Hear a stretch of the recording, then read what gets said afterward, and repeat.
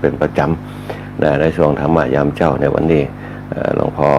พระครูดมศิริทัศน์เปิดฮือมาเอามาห้ำกันในช่วงธรรมะยามเจ้าเกิดเป็นมนุษย์สัตว์โลกโลกาย่อมมีชลายรวยแรงแก่เท่าเป็นธรรมดาบ่ว่าข้าและเจ้าบ่เว้นสักคนใหญ่หน่อย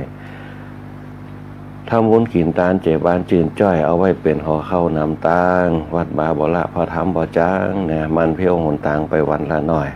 อันนี้เปิ้นกระหือเรามาห้ำกันธรรมะยามเจ้าวันนี้ก็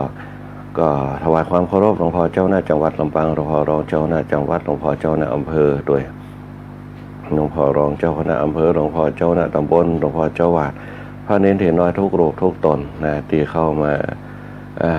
สู่รายการธรรมะยามเจ้าพร้อมกับคณะสัตยาติโยมผู้ฟังทุกคนทุกท่านด้วยที่เข้ามารวมรับฟังรายการธรรมะยามเจ้าในช่วงตอนเจ้านี่เป็นช่วงที่เป็นห้องว่า อากาศในช่วงก่อนนั่นก็จะเป็นอากาศเข้าหน้าหนาวก็จะ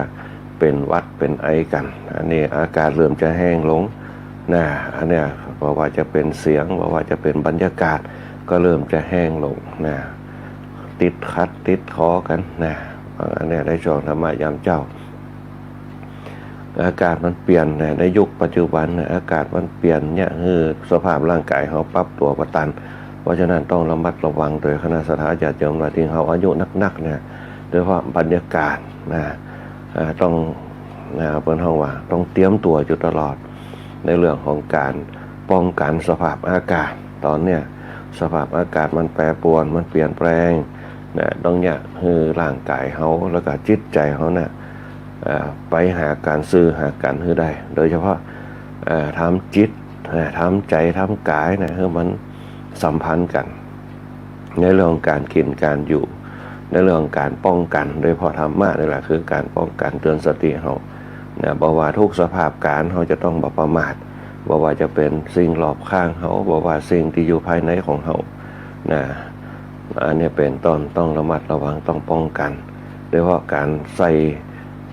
ข้อคิดต่างๆนำเอาไปสู่จิตสู่ใจคนเราทั้งหลายโดยเฉพาะยิ่งยุคปัจจุบันเนี่ยเราจะเห็นสภาพอากาศสภาพการต่างๆมันเปลี่ยนแปลงไปในยุคปัจจุบันแม้แต่กระทั่งจิตใจคนเราทั้งหลายก็เปลี่ยนแปลงไป ตามยุคตามสมัยตามเหตุการณ์เพราะฉะนั้นเนี่ยเมื่อเขาเป็นจะอีระปุ๊บเนี่ยเมื่อมีความเปลี่ยนแปลงไปปุ๊บเนี่ยถ้าเขาหาทางป้องกันได้ถ้าเขาหาทางวิธีการได้เนี่ยมันจะเนี่ยเขาอยู่ได้อยู่ไปกับสิ่งเหล่านั้นได้เมื่อเขาหาทางป้องกันมาได้มันก็เกิดความบุญวายเกิดความซับซ้อนโอลหม่านเกิดความเดือดเนื้อห้อนใจกันถ้าเขามีอะไรยังก็ได้ที่เข้ามาเตือนสติเขาตีเนี่ยเขาบอกประมาทมันก็เนี่ยเขาอยู่กับตัวเก่าได้ตั้งตัวอยู่ได้มีสติป้องกันตัวเก่าไว้ตลอดว่าอันนี้มันเป็นปัญหาอันนี้มันเป็นเรื่องความเดือดร้อนทั้งหลายเนี่ยเขาสงบระงับได้ยิ่งเขาอายุนักเนี่ยจะต้องหาวิธีป้องกันป้องกันตัวเก่าให้ได้ตัวเขาอยู่ได้ใจเขาก็อยู่ได้เมื่อตัวเขาอยู่ได้ใจเขาอยู่ได้จิตเขาก็อยู่ได้ทั้ง3กลุ่มเนี่ยอยู่ด้วยกันได้ปุ๊บเนี่ยมันก็ยังเขาเนี่ยคนห้องว่าดำเนินชีวิตได้อย่างมีความสุขหลังช่องว่างระหว่างใจกับกายเนี่ยก็คือจิตที่ตัวเชื่อมโยงกันเป็นสภาวะเพราะฉะนั้นเนี่ยคณะสัตยาติโยมทั้งหลายสิ่งแวดล้อมต่างๆมันก็สัมพันธ์กับชีวิตคนเขาเมื่อเขามองตัวเขาปุ๊บเนี่ยว่าเขามีหัวใจเขามีร่างกายเนี่ยหัวใจคือห้องเครื่องสำคัญร่างกายเนี่ยก็คือถือว่าสำคัญ เนี่ยเป็นก้อห่อหุ้มหัวใจช่องว่างระหว่างหัวใจกับกายก็คือจิตของเขาเนี่ยที่มีอารมณ์เป็นหลักในการดื่มด่ำให้กับจิตหัวใจต้องการอากาศร่างกายต้องการอาหารเพราะนั้นธรรมชาติสิ่งแวดล้อมทางภายนอกเนี่ยมันก็เหมือนกันเขามีดินกับฟ้า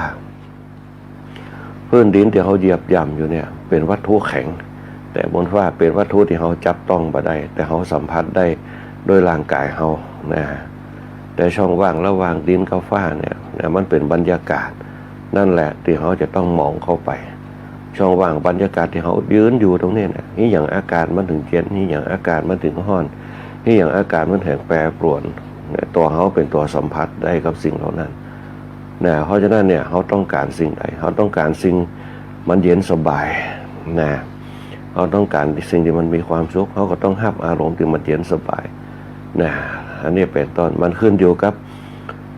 สติของเขาจิตของเขานั่นแหละที่จะเข้าไปสัมผัสเพราะฉะนั้นจิตเนี่ยจะ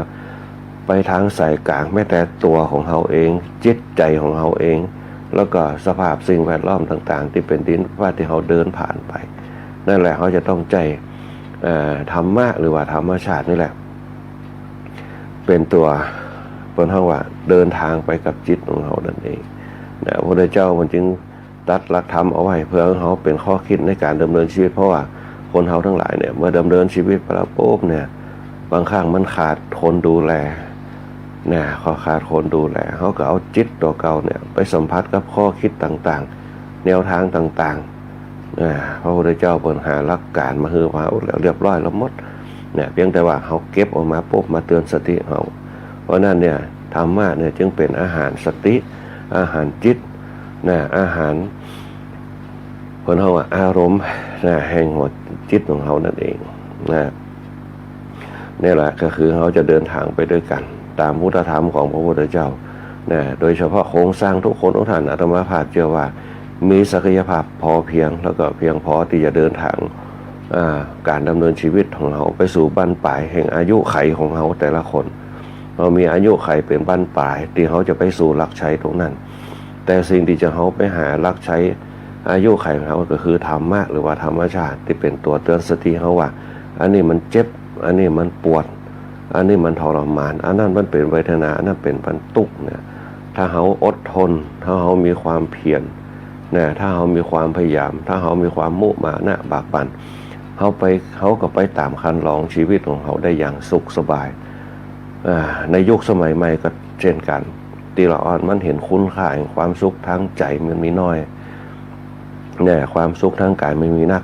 แต่นั่นมันก็อยู่ได้ไม่นานร่างกายมันจะแบ่งอัตภาพของมัน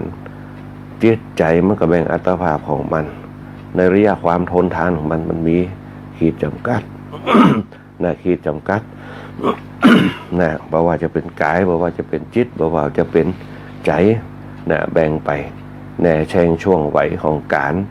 ของมันนั่นเองนะสิ่งที่จะยากให้คนเขาทั้งหลายเนี่ยดำเนินชีวิตอยู่ได้คือธรรมะหรือว่าธรรมชาตินั่นเองรายการธรรมะยามเจ้าเขาจะมีเนื้อหาสาระธรรมต่างๆอย่างพระสงฆ์องค์เจ้าเขาที่เป็นมาคือข้อคิดกับทุกคนทุกท่านแต่ละเจ้าในช่วงธรรมะยามเจ้ากันก่อนที่เขาจะไปต่อสู้กับสิ่งต่างๆที่มันจะเกิดขึ้นกับตัวเขากับกายเขากับจิตของเขาที่เขาจะไปสัมผัสถ้าเขาไปสัมผัสถ้าเขาเอามาเกี่ยวข้องมาเป็นพันธะผูกพันไอ้สิ่งดีก็ไม่มีปัญหาแต่ถ้าสิ่งไม่ดีปุ๊บต้องกำจัดออกไปบางสิ่งเหล่านั้นมารบกวนจิตใจเขาได้แล้วก็สร้างสภาพจิตใจของมันเข้มแข็งนะฝ่าฟันนะต่อสู้นะอยู่กับการดำเนินชีวิตต่อไปได้นะอันนี้ก็ต้องขอบคุณตังสอทรปังเขาที่เป็นเวลาในช่วงธรรมยามเจ้านะนำโดยคุณอัญชันสรล้ำนะผมโดยการสถานีคนกาญจนาอินทานะดีเจยุ้ยของเขานะที่เป็นหัวหน้าฝ่ายรายการดีเจก้อยอัจฉริพรวงจันทร์ดีเจแอลนะเป็นต้นคุณปัญหาสุยะนะอันนี้ทางทีมงานสอทรปังเขาพร้อมกับทีมงานใหม่ๆที่เป็นเข้ามากันนะพร้อมกับฝ่ายช่างเขาโดยหัวหน้าประสานทีมทองนะแล้วก็คุณแหลมเพชรนันตาแสงคุณภูพิงพงศ์สุริแสนช่างต่อวาทีร้อยตีอาทิตย์วณวารีเป็นต้นแล้วก็ช่างดิวประยุทธ์พงษ์ดวงชมพูด้วยอันนี้ก็เป็นทีมงานเป็นเพราะว่าดูแลในเรื่องของสถานีวิทยุของเขาเนี่ยถือว่าสถานีวิทยุสทลำปางเราเป็นหนึ่งในภาคเหนือก็ว่าได้เป็นต้นตำรับได้รับรางวัลมากมายนะเพราะว่าจะเป็นสถานีดีเด่นนะบุคลากรด้วยนะอันนี้ก็คือศักยภาพที่เขามีบนห้องว่ามีส่วนร่วมกับสังคมพร้อมกับคณะสัตยาญาติโยมเขาตัวที่เป็นฐานทัพใหญ่นะเป็นกำลังจิตกำลังใจเนี่ยคือสถานีวิทยุเนี่ยมีประโยชน์กับสังคมมากมายอย่างที่เขาหันกันที่เขาสื่อสารกันแม้แต่มีสัมพันธ์กันเป็นต้นนะฮะ ฝ่ายช่างเขาเพิ่นก็จะดูแลเรื่องการกระจายเสียงเครื่องส่งเนี่ยตอนนี้เขาก็ส่งไปได้ไกลขึ้นนะคุณภาพก็ไกลขึ้นเนี่ยอันนี้เพิ่นบอกว่าบางครั้งเนี่ยของที่เก่าเนี่ยมันก็มีคุณภาพของมันอยู่ถึงยุคใหม่มันจะดีเยี่ยมจะได้ก็ตามมันก็บ่เหมือนกับยุคเก่าเหมือนกับเครื่องเสียงเนี่ยคณะสัทธาญาติโยมทั้งหลายเนี่ยคณะสัทธาญาติโยมบางผู้บางท่านคงจะมองออกในเรื่องการนันทนาการต่างๆเสียงเพลงเนี่ยเป็นต้นในยุคสมัยใหม่เขาจะฟังเสียงนี่ได้บ่ครบคนที่มีหูฟังในเรื่องของการฟังเสียงความไพเราะต่างๆเนี่ยว่าจะเป็นดนตรีกะว่าจะเป็นเสียงอู้กะเนี่ยแม้แต่เสียงอู้ในยุคสมัยแต่ก่อนเพลงเนี่ยเพิ่นจะมีเครื่องดนตรีนักลองสังเกตว่าสมัยอาจารย์สุรพลอาจารย์ไวยพจน์กะนะอาจารย์ชัยเมืองสิงห์กะนะชอนคีรีศรีประจวบกะนะอันนี้เป็นต้นเนี่ยในช่วงยุคนั้นสมัยนั้นนะอันนี้เปิ้นจะมีดนตรีแค่บางกี่ตัวกองเพิ่นก็จะมีเปิ้นมีเสียงเป็นหลักแล้วก็เนื้อหาเป็นหลักเมื่อเขาได้ฟังแล้วปุ๊บเนี่ยมันจะกึดได้มันจะมองภาพออกเนี่ยคนเขาคลายความทุกข์ไปได้ก็มีนะอันนี้เป็นต้นเปิ้นใจเนื้อหาสาระที่เปิ้นจะคับกล่อมกันในสมัยก่อนเปิ้นจะมีทั้งสอนภายนอกสอนภายในสอนภายในก็คือพระสงฆ์เขาก็สอนตั้งภายในสอนธรรมะธรรมโมให้คนได้ฮู้จักปลงจักวางจักปล่อยเพลงเนี่ยเปิ้นจะมีนันทนาการเพื่อสร้างสรรค์เนี่ยปลุกระดมเนี่ยเฮาเนี่ยตื่นตัวตื่นตาตื่นใจต่อสู้กับสิ่งต่างๆมีอารมณ์สุนทรียภาพเนี่ยคนเฮาในยุคสมัยแต่ก่อนเนี่ยสร้างความสุขได้หลายหลากนะและในยุคปัจจุบันเฮาจะมีเพลงเนี่ยนะบ่ฮู้อันหยังเป็นอันหยังไปหมดส่วนนั้นเนี่ยยุคใหม่เขาก็ฟังฮู้เรื่องแต่ยุคเฮาอาจจะฟังกันซับซ้อนโอลหม่านนะเพราะฉะนั้นเนี่ยในยุคสมัยแต่ก่อนเปิ้นจะมีเนื้อหาสาระที่ฟังแล้วปุ๊บเนี่ยนะมีข้อคิดต่างๆเกิดขึ้นในยุคปัจจุบันเนี่ยเขาอาจจะฟังเข้าหูก็ได้ในยุคเขาแต่ถ้าอู้ถึงว่าเนื้อหาสาระเนี่ยมันจะมีความละเอียดอ่อนมันจะมีความมีมารยาทในเรื่องของเนื้อหามีเรื่องสำนวนต่างๆที่ฟังแล้วปุ๊บมันม่วนหูมันเพราะหูในยุคสมัยแต่ก่อนนะที่เขาลองสังเกตว่าประเดี๋ยวมันจะนักหน่วงกำโอกำจาก็เริ่มจะเป็นมึงเป็นกูอย่างนี้ขึ้นมาเนี่ยอันนี้เป็นต้นความละเอียดอ่อนเขาจะรับประทานสิ่งเหล่านั้นเข้าไปมันก็ยากเขาฮึกเหิมบางครั้งมันอาจจะหยาบกระด้างไปแต่ก่อนเปิ่นแข็งนะแล้วก็เปิ่นละมุนละไมแข็งนะเปิ่นยากเขาแข็งแกร่งแกร่งกล้านะเป็นต้นเหมือนเพลงในยุคสมัยแต่ก่อนนะอาจารย์ลุงสันติลุงเพเนี่ยเป็นต้นนะเพลงอย่างเราสู้พ่องนะนักแผ่นดินพ่องนะเพลงอย่างต่างๆนะสยามมานุสติพ่องนะความฝันอันสูงสุดพ่องนะที่เขาได้ยินกันมันจะมีเนี่ยเขาเนี่ยมีกำลังใจฟังแล้วปุ๊บเกิดความศรัทธาในประเทศชาติเขาตัวในเพลงของพระพุทธศาสนาเขาก็มีนะคนสุดเหตุวงกำแหงเนี่ยที่เพิ่นร้องออกมาเพลงในเรื่องพระรัตนตรัยนั่นแหละเนี่ยเขาเนี่ยน้อมไปเนี่ยทุกอย่างจะสื่อทุกด้านเพราะว่าจะเป็นขนบธรรมเนียมประเพณีและวัฒนธรรมของตัวคณะสัทธาญาติโยมทั้งหลายมันก็เป็นตัวเนี่ยเขาเนี่ยคลายความเครียดคนเขาในยุคสมัยแต่ก่อนจะไม่มีโรคซึมเศร้าจะไม่มีการไปพึ่งพายาเสพติดเข้ามาใจในการดำเนินชีวิตเนี่ยเขาจะสังเกตพอจะไม่มีการเมายาบ้าผ่องยังผ่องขังทั้งทุรนทุรายบ่มีคนบ่เดียวปุ๊บเนี่ยเวลาเสียใจ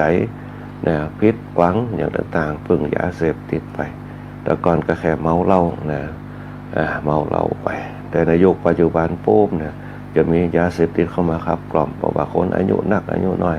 ใจกันหมดมันก็ยังคือสภาพร่างกายเขาเนี่ยพิษแผกจากความเป็นปกติไปอันนี้ก็ฝากไปตัวเขาหันปุ๊บเขาก็ต้องตักเตือนกันโดยเฉพาะลูกหลานเขาอาตมาภาพเห็นละอ่อนในยุคปัจจุบันเขายิ่งโซเชียลที่ออกมาปุ๊บพ่อแม่บ่มีบุญคุณกับเขาเนี่ยอันเนี้ยเป็นต้นในยุคสมัยใหม่นะอันเนี้ยที่ได้ยินมาเมื่อกี่วันมาเนี่ยพ่อแม่บ่มีพระคุณต่อเขามีแต่หน้าที่เกิดเขาบ่ต้องการให้เกิดอันเนี้ยเป็นต้นเนี่ยอันเนี้ยเป็นมันเขาต้องเอามาเก็บมาคิดกันละเนี่ยในยุคหน้าสมัยหน้าเนี่ยอันเนี้ยเขาต้องเอาเก็บไปคิดเนี่ยเขาหันในโซเชียลต่างๆ โลกยุคใหม่ที่เป็นห้องว่าเจน Y เจน Z นะเจน Y เจน Z เจน Z เนี่ยก็คืออายุ10 ปลายขึ้นมานี่แหละเจน Y ก็คืออายุ20 ปลายนี่ขึ้นมาเขาลองเอามาคิดพอเนี่ยโดยพ่อพ่อแม่ที่เป็นมีลูกมีอย่างต้องสอนในเรื่องศีลธรรมเนี่ยเขาจะไปคิดว่าศีลธรรมเนี่ยอยู่ที่ตู้เจ้าก็มีปัญหากันทุกวันเขาจะไปคิดในเรื่องของคำว่าปัจจุบันเขาคำว่าคำสอนของพระพุทธเจ้าเขาต้องซึกถึงพระธรรมที่เป็นขององค์สมเด็จพระสัมมาสัมพุทธเจ้าพระสงฆ์คือสมมุติสงฆ์แต่ถ้าเขาเข้าใจคำว่าพระสงฆ์เนี่ยต้องเข้าใจให้ถูก 1. สมณะ 2. บรรพชิต 3. ภิกษุ 4. พระสงฆ์ที่เขาห้องภิกษุสงฆ์บรรพชิตคือผู้เข้ามาบวชสมณะคือผู้สงบภิกษุคือผู้ขอมาเป็นลำดับไปถ้าภิกษุบรรพชิตสมณะปฏิบัติตามจารีตก็เนี่ยคือเป็นสงฆ์ขึ้นมาได้ก็เข้าร่วมสังฆกรรมกันขึ้นมาได้จนในที่สุดปุ๊บเนี่ยบรรลุขึ้นมาเป็นอริยสงฆ์ขึ้นมาเนี่ยคำว่าเป็นภิกษุเขาหันภิกษุทุกคนเหมือนเดียวกันหมดเนี่ยอู้กับเฮาได้เนี่ยตู้เจ้าไหนตีบอกอู้กับเจ้าบ้านเปิ้นก็ว่าเข้ากับเจ้าบ้านทำไมเนี่ยส่วนเฮาว่าพระสงฆ์กับอู้กับเจ้าบ้านสนทนากับเจ้าบ้านเนี่ยภิกษุเพื่อตีพัฒนาขึ้นมาก็คือกิจวัตรของเปิ้นพระสงฆ์ที่อยู่วัดปุ๊บเนี่ยปฏิบัติในการอยู่วัดเนี่ยอันแรกอันที่สองคล้องผ้าเหลืองเนี่ยอันที่สามเนี่ยเปิ้นห้องว่าเที่ยวบิณฑบาตอันที่สี่เนี่ยดูแลร่างกายตัวเก่าด้วยยารักษาโรคชั้นยาดองด้วยน้ำมูดเน่านั่นแหละไอ้อุปัจจัยทั้ง4อย่างเนี่ยมันจะมีบารมีเนี่ยคือเกิดอานิสงส์เนี่ยพระสงฆ์รูปไหนปุ๊บที่อยู่วัดทำวัดสวดมนต์เนี่ยอันนี้เป็นประการแรกอันที่สองเที่ยวบิณฑบาตอันที่สามนุ่งห่มผ้าบางสกุลนะอันที่สี่เนี่ยชั้นยาดองด้วยน้ำมูดเน่ากรณียกิจ4เนี่ยก็บำเพ็ญไปนะบำเพ็ญไปอยู่ในวัดเนี่ยพระสงฆ์ที่มาบวชเนี่ยเปิ่นเสียสละครอบครัวเปิ่นบางคนมีลูกปัจจัยคนเดียวมาบวชเพื่อสืบต่ออายุพระพุทธศาสนาเพื่อสร้างศรัทธาตั้งมั่นมาบวชสืบทอดพ่อวัดพ่อว่ายิ่งโดยเฉพาะในยุคปัจจุบันจะหาได้ยากเราเด็กเราอ่อนจะบ่ใครเข้ามาบวชกันเพราะอย่างหนึ่งพ่อแม่ไปอยากให้มาบวชเพราะมีลูกคนเดียวบ่มีไผอยู่ตัวเนี่ยประการที่สองเนี่ยบางคนปุ๊บติดเนี่ยโซเชียลมีเดียติดโลกในห้องว่าโลกโซเชียลนี่แหละนะอันที่สามคือติดในพฤติกรรมสังคมยุคใหม่สังคมยุคใหม่ละอ่อนป.1 ป.2 เริ่มมีกู่มีกิมกันเริ่มขี่รถเครื่องกันเริ่มติดโทรศัพท์กันนะเป็นต้นนะเริ่มมกมุ่นกันนั่นแหละมันจึงจะเกิดปัญหาสังคมแห่งความเสื่อมแห่งสังคมแต่ถามว่าพระธรรมเสื่อมกว่าพระธรรมบ่เสื่อมเนี่ยพระธรรมนี่อยู่เป็นอัตลักษณ์เนี่ยถ้าเขาเข้าใจพระธรรมพวกพระธรรมวิแกนสารนี่อย่างพ่อง1 ศีล2 ตาน3 ภาวนาเนี่ยมีอยู่3อย่างถ้าเขาเข้าถึงแกนสารปุ๊บเนี่ยเขาศึกษาให้ดีเขาก็ยังรู้จักศีลสมาธิปัญญาถ้าเขาศึกษาให้ลึกซึ้งไปปุ๊บเนี่ยเขาจะรู้จักสมถะวิปัสสนาเข้าสู่นิพพานเนี่ยเหมือนกับในจ่าสิบเอกเนี่ยที่เปิ้นเป็นทหารเนี่ยสู้รบในที่ผ่านมาเนี่ยเปิ้นเห็นปุ๊บเนี่ยเปิ้นว่าเปิ้นฝึกเนี่ยฝึกคนมานักเป็นครูฝึกทหารแต่เปิ้นใจช่วงชีวิตของเปิ้นเนี่ยฝึกตนมานักเนี่ยฝึกทหารมานักฝึกคนมานักขอเป็นผู้ที่ฝึกตัวเก่าของเนี่ยละตั้งนอกเพื่อมาฝึกตัวเก่านี่แหละสิ่งต่างๆบางคนเข้าหาสัจธรรมเนี่ยสิ่งที่มันมีประโยชน์ที่สุดคือประโยชน์กับธรรมชาติเนี่ยเหมือนกับคณะสัตยาญาติโยมคนท้องแก่เขาก็เหมือนเดียวกันอายุ70-80เนี่ยถึงสังคมในยุคปัจจุบันเปิ้นจะเบรกจะห้ามบ่ให้บวชก็ตามอายุเกิน80แต่เขาก็สามารถเข้าวัดฟังธรรมปฏิบัติธรรมของเขาได้เป็นศาสนิกที่ดีเป็นพุทธศาสนิกชนที่ดีเป็นทายกทายิกาที่ดีเหมือนกับเศรษฐีอนาถามิณิกะพระนางวิสาขาพระเจ้าพิมพิสารพระเจ้าประเสนที่โกศลก็ได้เนี่ยเขาสามารถเป็นคนบ้านเขาสามารถปฏิบัติได้โดยหลักการนี่แหละทั้ง3อย่างที่พระพุทธเจ้าเพิ่นสอนไว้นั่นแหละคือหลักธรรมถ้าเขาฮู้แก่นสารลักตรงนี้แล้วปุ๊บเนี่ยเขาก็สามารถเข้าถึงธรรมได้ โดยเฉพาะทานศีลภาวนา นะนะทานเนี่ยมีไว้เผื่ออย่างมีไว้ฝึกตัวเก่าหูจักปล่อยวางคือใดคนเราถ้าปล่อยวางไปได้ปุ๊บมันจะหาวิธียึดมันถือมันยึดติดต่างๆคำว่าทานเนี่ยฝึกตัวเก่าคือทานสิ่งของอันที่สองคือทานอารมณ์ปล่อยวางคือได้ยิ่งเขายึดก็ยิ่งแน่นยิ่งยึดก็ยิ่งติดยิ่งยึดก็ยิ่งแน่น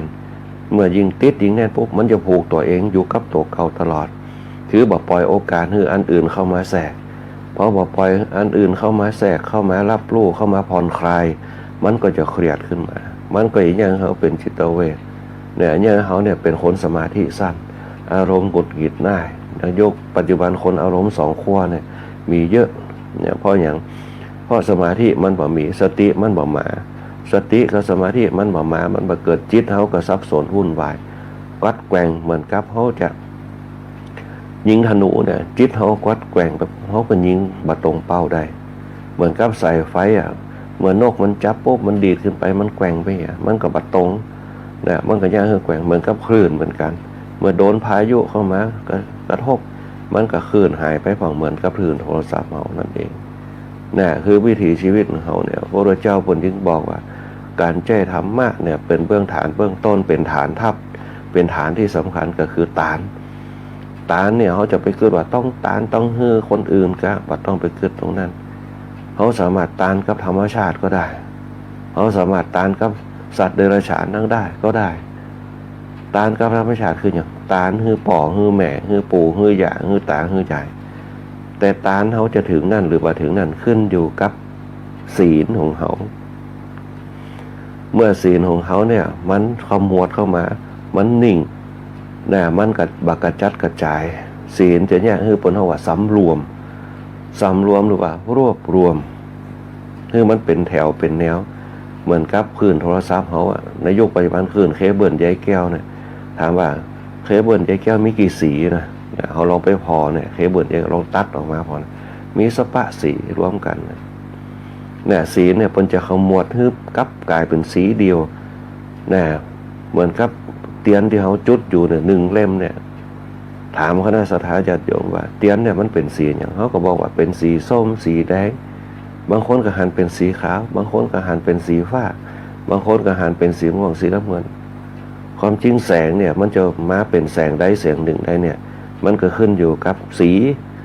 เนี่ยที่เขาจะเห็นสีฟ้าสีเหมือนสีรุ่งเนี่ยมันจะเป็นสีรวมกันขึ้นมา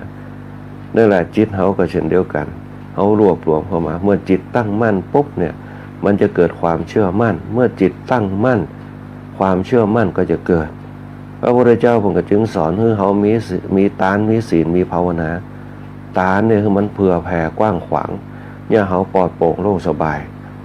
ถึงเขาเป็นโลกคนอยู่ในโลกมนุษย์ปุ๊บเนี่ยคนไหนที่มีหื้อตานเนี่ยจะเป็นคนที่ยอมรับนับถือจากสังคมรอบข้างว่าปล่อยวางได้นะปล่อยวางได้เบาได้นะอันนี้เป็นต้นเนี่ยอย่างที่บอกว่าเขาจำเป็นต้องจกตั้งทำบุญทำทานเป็นหมื่นเป็นแสนแต่เขาทำทานให้กับเขาทำทานได้ก่อนแต่เขาทำทานให้มันมั่นคงให้มันยืดยาวให้มันเหมือนกับเขามีแบตเตอรี่อยู่เขาใจได้เหมือนได้ก่อนมันขึ้นอยู่กับศีลที่เขาสำรวมรวบรวมเอาไว้รวบรวมทานที่เขาทำอยู่ปุ๊บเนี่ยคือมันอยู่ในหม้อแบตเตอรี่อยู่ในจิตของเขาได้เขาทำตานเนี่ยคนที่มีตานอยู่ในตัวเนี่ยจะหูจักอินดูเนาะลิงที่เปิ่นพันคุ้งนั่นน่ะที่มันอันเนี้ยเขาไปหั่นใส่โป๊บเนี่ยตีปูนเปิ่นออกอยู่เหมือนกับหมูเด้งเนี่ยที่เขาเคยมามันหักมันอย่างเนี่ยคือความสงสารมันเกิดมาจากตานคนเขาถ้ามันมีตานปุ๊บมันจะสงสาร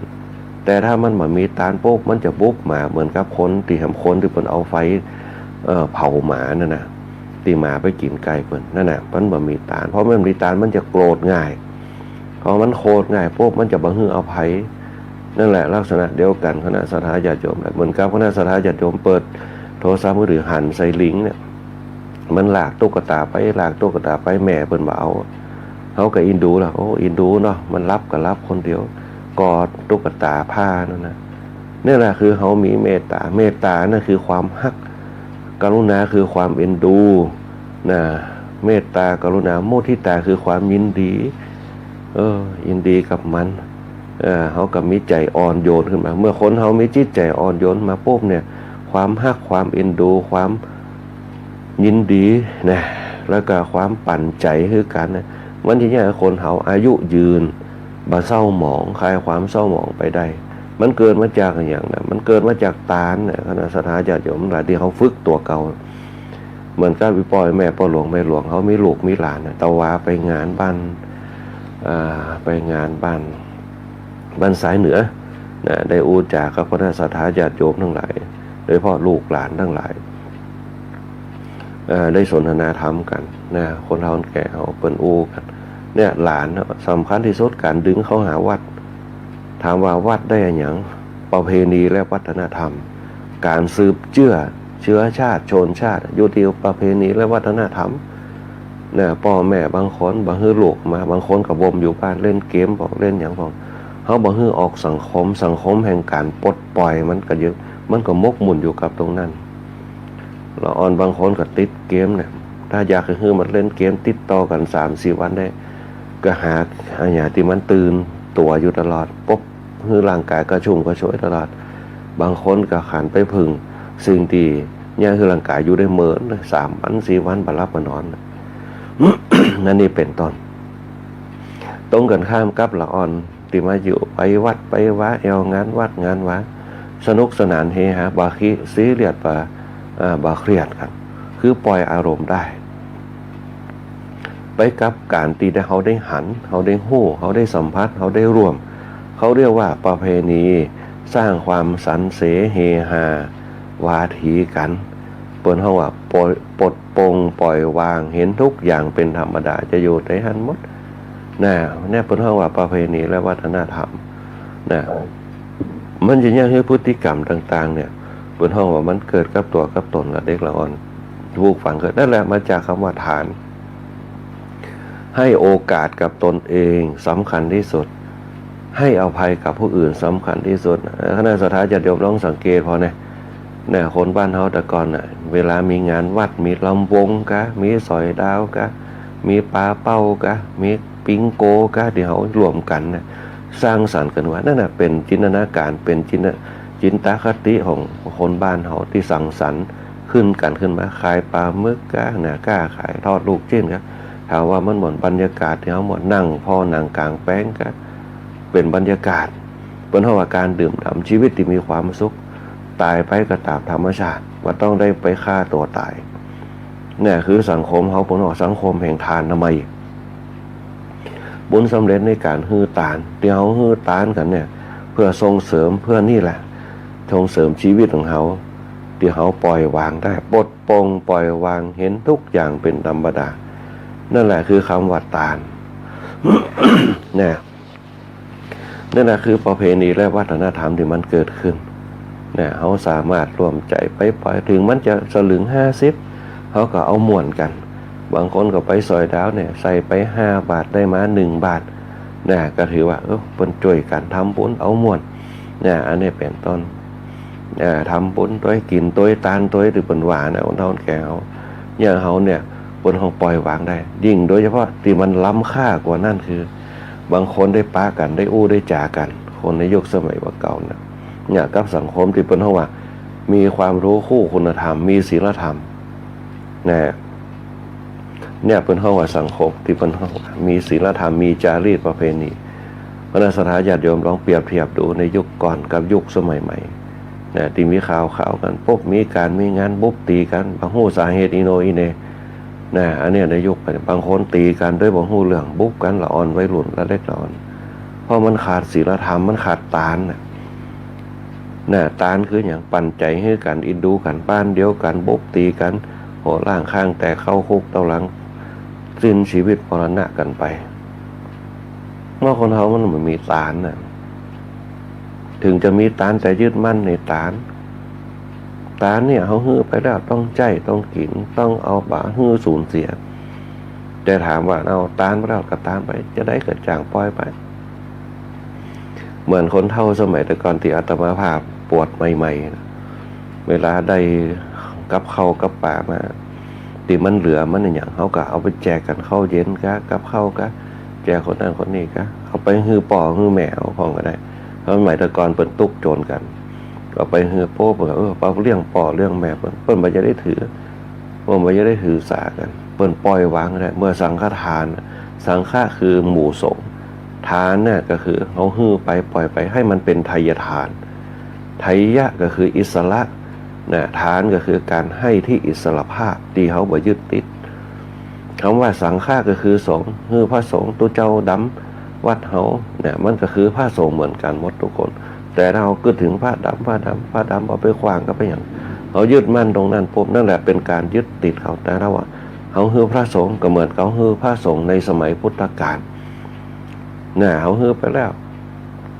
ถามว่าจะได้อานิสงส์ก็เนี่ยพระพุทธเจ้าก็บอกว่าหวานพืชเช่นใดย่อมได้ผลเช่นนั้นเขาทำดีถามว่าไปได้ดีแกเขาก็กึดน้อยใจบางคนกึดเนี้ยทำดีไปได้ดีนะทำดีมันย่อมได้ดีเสมอไปขึ้นอยู่กับจิตของเขาที่เราให้แล้วปล่อยวางได้ไหมความสะอาดแห่งจิตเป็นห้องศีละคือความสะอาดเนี่ยคนเราถ้ามีความสะอาดมันจะสำรวมรวบรวมจิตได้นั่นแหละคือฐานน้ำใหม่บุญสำเร็จในการให้ทานนั่นแหละมันจะเป็นพลังอยู่ในจิตของเขาทำ1 วันกับจิต1 วันเหมือนกับเขาชาร์จแมสมือถือเขาชาร์จไปปุ๊บชาร์จปุ๊บได้100%ไม่มีทางเขาจะต้องขึ้นเลข1เลข2เลข3เลข4ไปตามลำดับถ้าเขาชาร์จปุ๊บได้100%นั่นแหละคือแบตเตอรี่เสื่อมมันสามารถจะเก็บพลังไปได้แต่ตามใดก็ตามที่เขาชาร์จไปตามลำดับเนี่ยศีลเนี่ยจะเป็นตัวเซ็นเซอร์ควบคุมพลังบ่ให้มันรั่วไหลเนี่ยเปิ้นถึงคือมีทานมีศีลมีภาวนาเขาก็ต้องไปสนใจว่าทานไปแล้วได้เขาทำด้วยความตั้งใจเขาทำด้วยความสำรวมนั่นแหละทำไปมันย่อมเกิดอานิสงส์นะอันนี้เป็นตอนเริ่มเกิดอานิสงส์เนี่ยอันนี้เป็นต้นก็มีคณะศรัทธาญาติโยมหลายคนที่มาถามเหมือนกันแฟนรายการที่เวลาเขาไปตั้งเตะตั้งก็ขากะแม่ท่ากะตั้งเถินกะถามนะหยาดน้ำกะเป็นต้นหยาดน้ำกะได้ผลก่อนนะ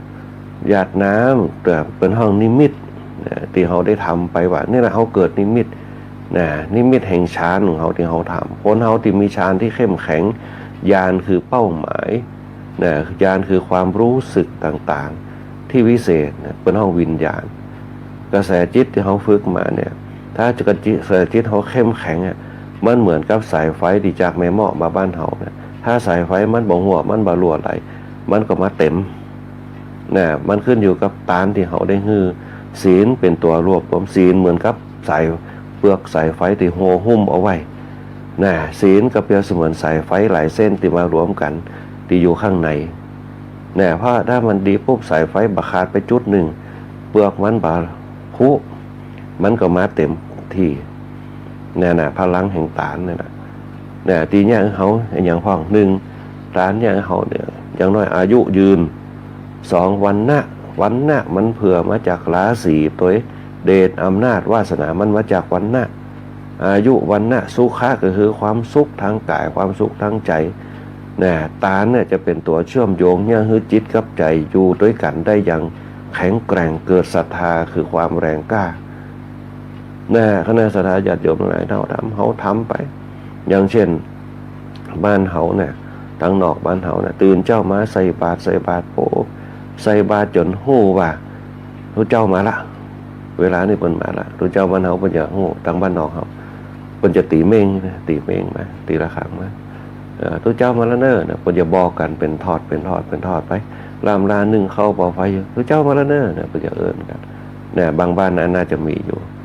เนี่ยเพิ่นจะบอกกันเนี่ยเพราะความศรัทธาคือความเชื่อมั่นเนี่ยจิตสัมพันธ์ไมตรีธรรมะจึงเกิดเป็นตัวเชื่อมโยงระหว่างบุคคลธรรมชาติหรือว่าธรรมะนั่นแหละ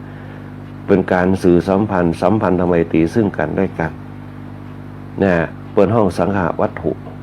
ธรรมะเนี่ยก็จะมีหัวข้อของเปิดเนี่ยถ้าเขามีธรรมะเขาก็พังรีบมาใส่บางครั้งการรีบมาใส่ปุ๊บเนี่ยบางคนบ่ได้แยกกับข้าวก็ใส่เข้าไปก่อนก็มาเป็นอย่างน่าก็ถือว่าเป็นตานเนี่ยเข้าไหแรงกับข้าวอุ่นๆใส่เข้าไปถามว่าใส่อย่างอุ่นๆเขาทำของดีใส่ไปเขาก็ใส่สิ่งดีแต่ว่าอันนี้บางคนในยุคปัจจุบันตุ๊เจ้าก็ได้กินของดีๆไปหมด เนี่ยอันนึงก็แล้วแต่ตีคนแต่จะคิดกันแต่สำคัญที่สุดก็คือทายกทายิกาคือผู้ให้เนี่ยผู้ให้เนี่ยให้อย่างบริสุทธิ์ใจเนี่ยคือบริสุทธิ์ใจด้วยความไว้วางใจศรัทธาความเชื่อมั่นก็จะเกิดศรัทธาความเชื่อมั่นเป็นพลังย่าฮือร่างกายเขายืนยัดต่อสู้มีสติมีปัญญาพัฒนาชีวิตได้อย่างเฉียบแหลมเนี่ยมันจะเกิดกับตัวเขาทันทีนั่นแหละคือสิ่งเหล่านี้เป็นพลังของเขาเนี่ยโครงสร้างในทางพระพุทธศาสนาของเขาที่พระสร้างเอาไว้คือมีสมรรถนะเขาจึงมีคำว่าศีลทานภาวนาก้าวเข้าไปถึงศีลสมาธิปัญญาจนในที่สุดปุ๊บสมถะวิปัสสนาจนในที่สุดปุ๊บเข้าสู่นิพพานนิพพานก็มีลำดับของเปิ้น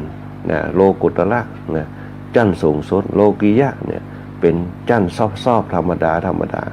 ที่เขาทำแล้วปุ๊บเขาอยู่แบบสบายนะเขาบ่ต้องได้เดือดร้อนแม้แต่โรคภัยไข้เจ็บก็บ่เกิดกับตัวเขาถ้าเขาปล่อยวางได้เขาจะอยู่กับตัวเขาได้บ่ทุกข์บ่ร้อนบ่เดือดร้อนนี่หยัง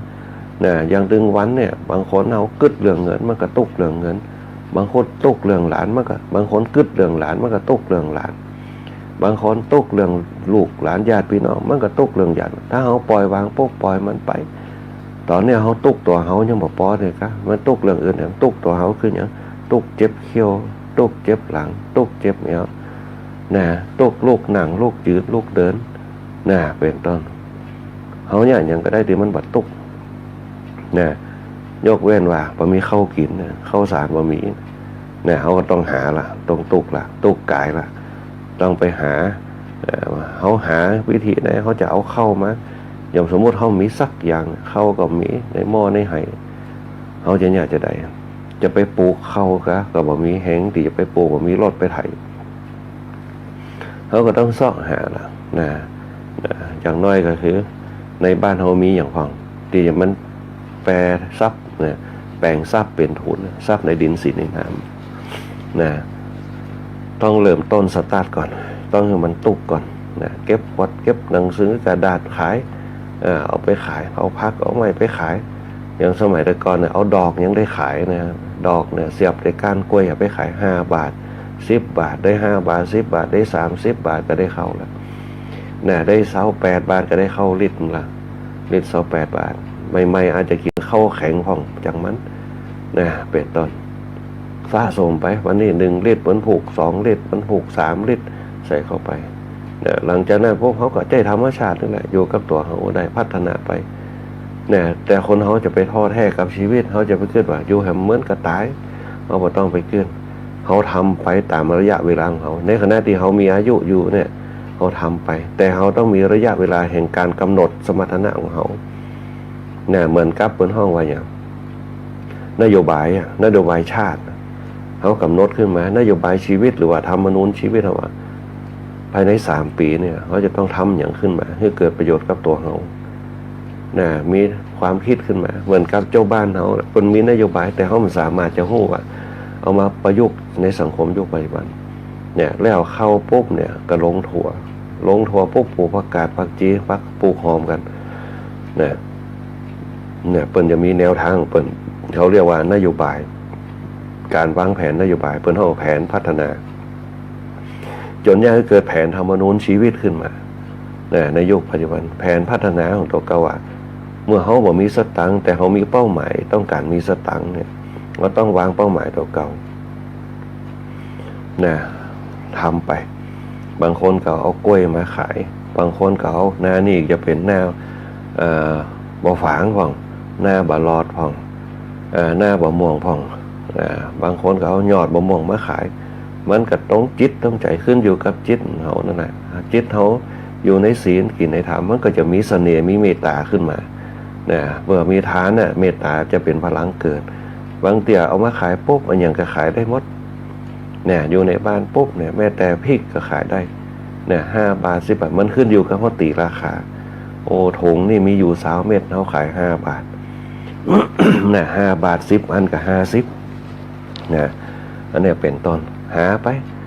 ตั้งไว้หน้าบ้านในบ้านเฮาก็ได้ก้อยๆเนี่ยไปอันนี้เป็นต้นนั่นแหละมันขึ้นอยู่กับเพิ่นว่าปัญญาสติกับปัญญาของเฮาหาวิธีการ เมื่อเขามีความทุกข์เขาแก้ไขปัญหาบางคนจักต่อข้องเป็นต้นนะบางคนแปลงสวยกาพ่องวันหกวันศีลนะเป็นต้นบางคนเอาไม่ขีดมาพ่องเอาแปลงมากเมี่ยงปุริวังขายอัน5 บาท8 บาทไปคิดกันไปเนี่ยบนห้องว่าการวางแผนชีวิตเมื่อมันได้ระดับของมันแล้วผมเขาก็พัฒนาชีวิตนะครับเนี่ยไปเขาจะไปคิดว่าโอ้เขาแก่แล้วมีคุณภาพแล้วมาถูกเนี่ยเมื่อเขามีกำลังที่จะทำได้ลองคิดจินตนาการขึ้นมาจะทำมันยังเนี่ยคนเฒ่าแก่เห็นหลายคนที่เป็นเลี้ยงหลานเปิ้นเห็นในภาพบางคนเลี้ยงหลานเปิ้นอายุ80 ปลายนะซ่อนรถเครื่องเอาพักไปขายตามพุทธบาทต่างๆอันนั้นเขาไปหันภาพโป๊ะเขากับคนเขาต่อสู้กันขนาดโดยเฉพาะคนรุ่นหมู่เขาทั้งหลายเนี่ยในยุคสมัยเก่าก็ว่าได้บนห้องเจนอย่างเนี้ยเจนปุ่นเจนมาใจเจนแซดเจนวายเจนเอ็กเนี่ยนะอายุประมาณ60-50ขึ้นมาเนี่ยคณะสถาญาติโยมเปิ้นจะมีว่ากันเป็นลำดับไปอาตมาภาพวันก่อนก็บนห้องว่าจำได้เหมือนกันเจนนั่นเจนนี่นะที่เอามาโอ้กันในสื่อโซเชียลต่างๆนะได้เอามาโอ้กันนะในช่วงบนห้องว่าเจน X นะเจน X เนี่ยอายุตั้งแต่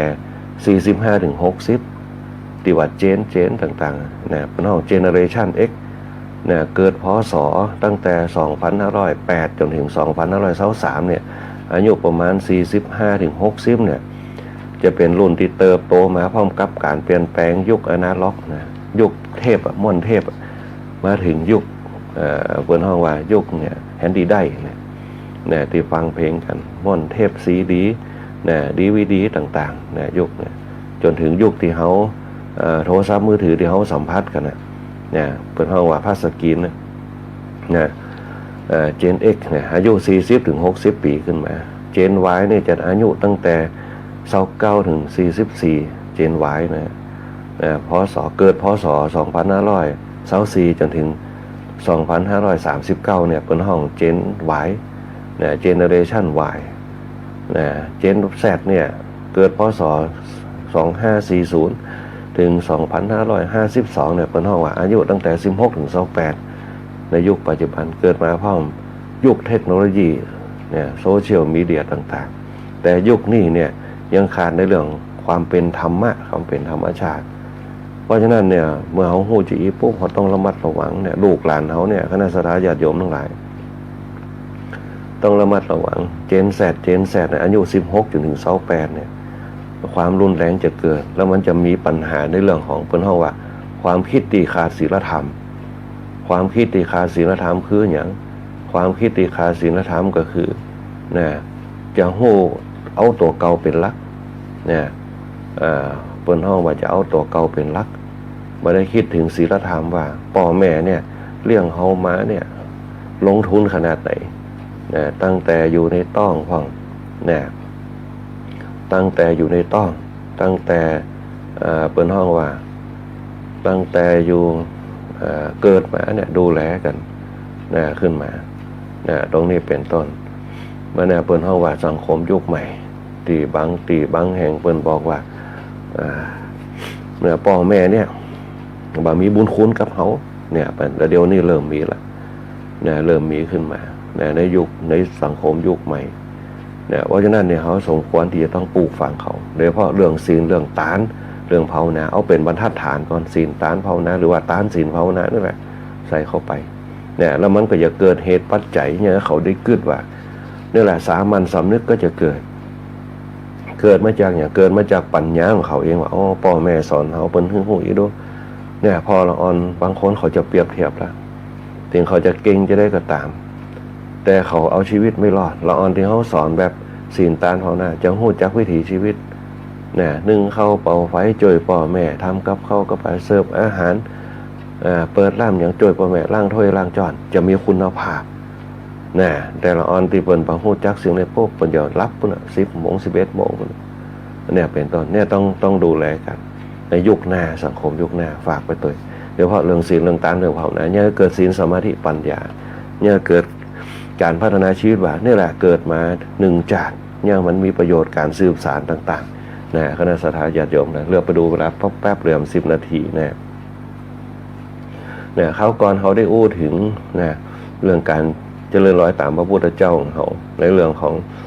บนห้องวิชา3นะมาอู้เห็นสักหน่อยหนึ่งพรรษาที่5ของพระพุทธเจ้านะพรรษาที่5ของพระพุทธเจ้าพระพุทธเจ้าว่าวิชา3เนี่ยถ้าเขาจะนำเอามาประยุกต์ได้กับตัวเขาก็คือ1นะนิวาสานุสติญาณปุเพนิวาสานุสติญาณนะฮู้การก่อนนะเหตุหรือว่าเบื้องต้นเบื้องหน้าที่มันจะเกิดขึ้นว่ามันมีอันอย่างความจริงเนี่ยคนเฒ่าคนแก่เขาในยุคสมัยแต่ก่อนเพิ่นจะบอกกันว่านะต้องมันทำมันเรียนหนังสือเนอะฮือเรียนหนังสือใหญ่โตขึ้นมาพวกจะเป็นเกียรติเป็นศักดิ์ศรีกับวงตระกูลนี่แหละคืออันหนึ่งที่เขาดึงออกมาใจกันเปิ้นฮู้ว่าคนที่บ่เรียนหนังสือปุ๊บมันจะตกในภายข้างหน้าคนที่ประพฤติดีประพฤติชอบเนี่ย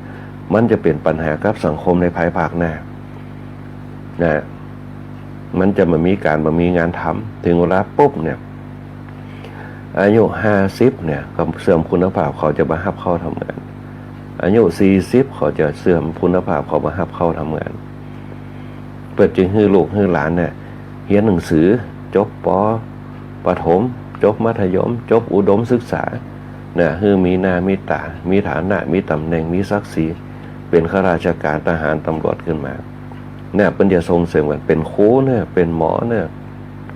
เป็นตำรวจเนี่ยเป็นทหารเนี่ยนะมีเกียรติมีศักดิ์ศรีอย่างน้อยคือพ่อแม่ก็ได้ผลพลอยได้ตัวเนี่ยเจ็บเป็นป่วยไข้ก็เข้าโรงพยาบาลฟรีเนี่ยเป็นห้องปุเพนิวาสานุสติญาณฮู้การก่อนนะฮู้เบื้องหน้าอาบน้ำห้อนมาก่อนอย่างที่เพิ่นว่ากันอันที่2จุตูปปาตญาณฮู้ความเคลื่อนไหวความอุบัติของคนเฮาเมื่อบ่เรียนหนังสือเมื่อบ่ห้ามบ่เรียนวันหน้าดึงอับจนเพิ่นถึงว่ามันก็แม่นแต่ตอนยามน้อยนะเขาบอกใครเรียนกันฮู้อีเรียนมาตั้งแต่แรกนี่เหมือนกับลูกศิษย์หลายคนเหมือนกันโอ้จากันโอ้ฮู้อีผมเรียนผมบ่ให้ดีอาจารย์อันเนี้ยเพิ่นอู้กันแนวมาเดียวตุกเนี่ยอันเนี้ยเป็นต้นเนี่ยเหมือนกับคนเฒ่าแก่เพิ่นสอนคือห้ามเรียนบ่เด็กละอ่อนทั้งหลายต้องห้ามต้องเรียนหนังสืออย่างน้อยความฮู้ในการเรียนเอามาพัฒนาในการใช้ชีวิตได้ถึงบ่ได้ทำงานตามระบบแต่เฮาพัฒนาชีวิตได้ในการต่อสู้กับชีวิตได้อีกอันหนึ่งอาสวะขยายานโหเหตุแห่งความสิ้นอาสวะเหตุว่าอันอย่างที่มันบัดดีเนี่ยอันอย่างที่มันเป็นความเสื่อมเนี่ยถ้าเนี่ยไปปุ๊บมันก็ถึงแน่นอนอันไหนที่มันเป็นความดีเนี่ยพัฒนาไปมันถึงดีแน่นอนเอามาพัฒนาใจในสามัญชนชีวิตของมนุษย์เขาได้แต่ในหลักการคือตั้งในของเขาเนี่ยเขาสามารถนำเอามาใจได้โดยเพราะสภาวะจิตของเขาเอามาพัฒนากันวัชโคตปริภาชกได้ทูลถามต่อไปว่าเครือขัสถ์บางคนเนี่ยบรรละสังโยชน์ก็คือเครื่องผูกของเครือขัสถ์เนี่ยเมื่อกายแตกสลายไปแล้วปุ๊บเนี่ยจะเป็นผู้ที่กระทำตีสุดตุกหรือไม่พระพุทธเจ้าก็ตอบว่าเครือขัสถ์ที่บรรละเครื่องผูกของเครือขัสถ์เนี่ยจะทำที่สุดของตุกได้บ่มีเปิ้นหมายถึงว่าความตุกของเครือขัสถ์เนี่ยบางเตือนเนี่ยถ้าเขาจัดแจงให้ดีๆปุ๊บเนี่ยมันก็ป้นของสภาวะตุกก็ไปได้มันป้นสภาวะตุกเหมือนกับเขาอยู่เนี่ยเขาพัฒนาชีวิตของเขามันเกิดความสร้างสรรค์เหมือนจับตีอูไปได้แก่มันก็เกิดทางก้าวหน้าขึ้นไปได้กระจายความตุกออกไปได้อันนี้เป็นต้นเหลือเวลาแหม5 นาทีเดี๋ยวเรามาอู้กันในวันต่อไปวันนี้เราได้เจาะเรื่องของพรรษาที่5ได้นิดหน่อยในเรื่องของวัชโคตวัชโคตเดี๋ยวเราจะมาต่อกันในวันข้างหน้าในส่วนชีวกที่เป็นถามอาชีวกที่เป็นถามปัญหาพระพุทธเจ้าก็ขอเจริญพรอนุโมทนาขอบคุณกับคณะสัตยาติโยมกูคนที่เข้ามารวมรับฟังรายการธรรมะยามเจ้าในวันนี้บอกว่าจะเป็นคุณโยมบวรโยมบวรคุณโยมสรวุฒิคุณโยมสง่าคุณโยมสมพรคุณโยมอุศรีคุณโยมนพดลคุณโยมแดงหวานคุณโยมอัมไพตัวแล้วก็คุณโยมอาเม่งคุณโยมมะลิแก้วคุณโยมลาวันคุณโยมป้าน้อมคุณโยมมนชนกตัวคุณโยมสมมักคุณโยมธนัชชา นะแล้วก็คุณโยมหลายผู้หลายท่านนะคุณโยมธนัชชาตัวแล้วก็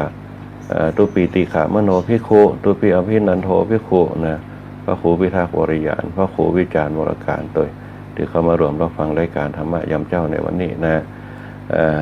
คุณโยมทีบาบิลอนตัวคุณโยมคำมวลคุณโยมแม่เพ็ญศรีคุณโยมจันทาตัวนะในวันนี้นะที่เข้ามารวมรับฟังรายการธรรมะยามเจ้าด้วยกันนะอันนี้ก็ทุกปีพระครูวิทักษ์วริยานตัวนะแล้วก็ทุกเจ้าธรรมดาตั้งเสริมงามตัวนะที่ฟังรายการธรรมะยามเจ้าอยู่คุณโยมคำบนคุณโยมทีบาบิลอนนะคุณโยมจันทาคุณโยมอัมพันธ์นะ คุณโยมยายแดงคุณโยมวันตีนะที่เข้ามารวมรับฟังรายการธรรมะยามคุณโยมสีพันธ์ตัวโยมมิชิโกโดยโยมแสงจันทร์ตัวนะตุเปโชตินรินนะคุณโยมสุภาวดีคุณโยมเพนคุณโยมบวรคุณโยมบุไรวันคุณโยมธนชาคุณโยมสมัครคุณโยมกัญญานะคุณโยมอาเมงคุณโยมอมไผ่นะที่เข้ามารวมรับฟังรายการธรรมะยามเจ้าด้วยกันนะคุณโยมราชสินเจิมสิริคุณโยมแม่ที่วาวันตัวนะคุณโยมมะลิแก้วคุณโยมสรวุฒินะพระอาจารย์ปุ้มปุ้ยเขาตัวแล้วคุณโยมบุญเที่ยงคุณโยมธนชานะคุณโยมอัมพันธ์คุณโยมบวรคุณโยมแม่เพ็ญศรีคุณโยมสมัครตัวคุณโยมอุศรีคุณโยมสมสายคุณโยมชูสมรนะคุณโยมอารีคุณโยมมานพคุณโยมอาเมงคุณโยมสุนีนะคุณโยมกำมลคุณโยมแดงหวานคุณโยมมนชนกคุณโยมสุชาดาคุณโยมสุภาพรคุณโยมจันทร์คำตัวนะตุปีธรรมดาตั้งเสริมงามนะตุปีพระครูสุพลตั้งสอนหนองบงตัวนะปีเมตตั้งบ้านหนองคุณโยมแม่ปีนเพชรตั้งบ้านหินแก้วตัวนะคุณโยมคุณแม่สรวยตั้งบ้านคริยาตัวคุณโยมแม่สุรีตั้งบ้านโตหัวจ้าคุณแม่โบไข่ตัวนะที่เขามารับฟังรายการธรรมะยามเจ้าด้วยกันวันนี้เวลาหมดนะหมดเวลาอาตมาพาพระคุยบุญปริยัติยากรพร้อมครับช่างต่อนะวาดีร้อยตีอาทิตย์วันณวารีควบคุมภาพควบคุมเสียงแล้วนี่ขอเจริญพรลาคำนัสถาญาติโยมเอาไปแต่เพียงนี้ก่อนโอกาสหน้าค่อยมาพบปะกันใหม่ขอความสุขความเจริญจงมีแด่คณะสัทธาญาติโยมทั้งหลายขอให้คณะสัทธาญาติโยมกูคนจงมีแต่ความสุขความเจริญมีอายุบรรณาสุขาภละปฏิภาณธนสารสมบัติลาไปพร้อมกันกับคุณโยมนพดลที่เข้ามารวมรับฟังรายการธรรมะยามเจ้าในวันนี้ก็ขอเจริญพร